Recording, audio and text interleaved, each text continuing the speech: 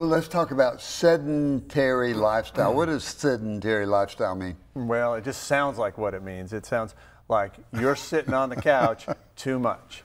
We need to be up and moving, and being active. Really, that's just the key. So how active do we need to be? And you know, some people will say, I just don't feel like getting out, and there's always an excuse. Okay. So how do you guide people toward more activity, Dan? Well, I try to help them remember all the good things they feel when they're active, because people will admit they feel better physically, they sleep better, they have better energy, their bowel function is better, their sex life is better, it's all better. But they kind of forget that as they get more sedentary. And you know, we've done I think a bad thing in the past about telling people you have to exercise for this many minutes, this many times in the week. And I think a lot of people see that as a mountain they can't climb. But any activity is good. And what you need to do is start slow and start small and build up.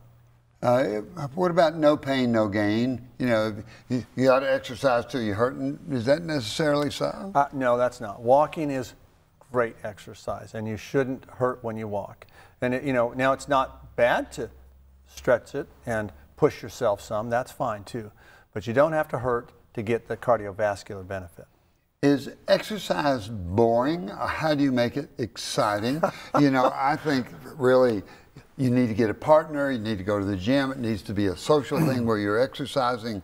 And what's the difference between aerobic and exercise where you've got to do it so much time in length? Yeah. So I think you're hit on a key, which is if you find exercise to be boring, you're not going to keep doing it.